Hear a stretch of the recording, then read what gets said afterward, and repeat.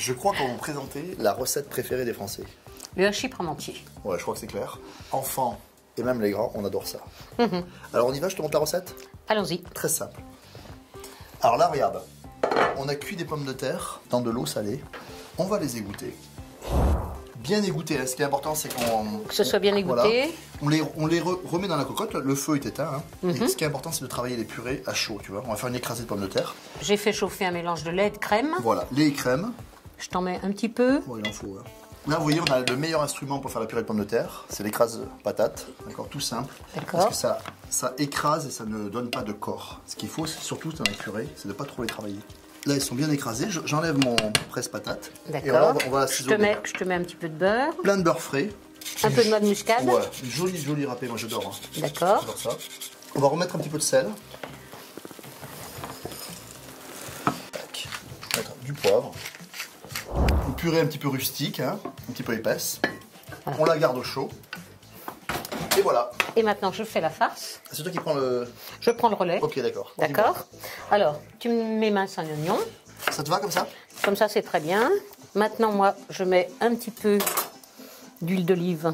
On peut mettre du beurre, hein? Non, absolument. D'accord. Voilà. On fait revenir les oignons? On fait revenir les oignons. On leur fait pas prendre de couleur, hein. On les fait devenir transparents. Voilà. D'accord. Et on va les faire revenir pendant 3-4 minutes? Oui, 3 minutes, 4 minutes. Allez. En fait, ça commence à sentir bon. Voilà, ok. Voilà, ça fait 4-5 minutes. Voilà. Ça te va comme ça? Oui, les oignons sont fondus. On va émietter un petit peu de thym. C'est important le thym. On assaisonne. Hein. Voilà. Voilà. On rajoute... Alors, c'est quoi cette farce? C'est de la viande de pot-au-feu que j'ai mixée. D'accord. Un peu de poivre du moulin. C'est tout simple, hein?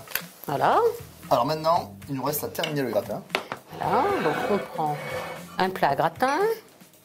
On va le frotter à l'ail. Et elle écrase la gousse d'ail pour aller parfumer le fond du plat.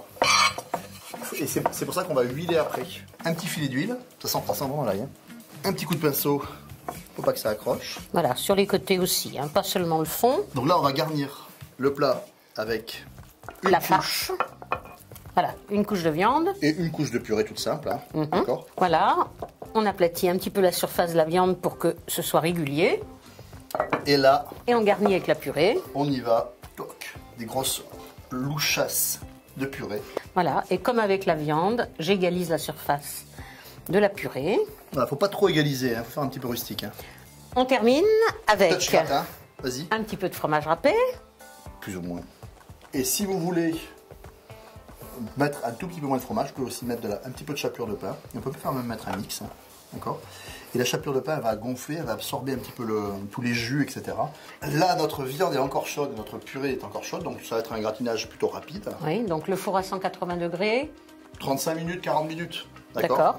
Et si c'est froid, par contre, si vous la laissez refroidir et si vous le préparez la veille pour le lendemain, par exemple, on va le faire un tout petit peu moins chaud, 170 degrés pendant 1h, 1h20, pour que ce soit bien gratiné, que ça se réchauffe bien à cœur. C'est quand même un plat généreux. Tu sais, ce que j'aime dans ce plat, c'est que tu le mets sur table et c'est fini. Voilà, c'est bien. Et on se régale. Avec une belle petite salade verte, c'est juste le plat qu'il vous faut.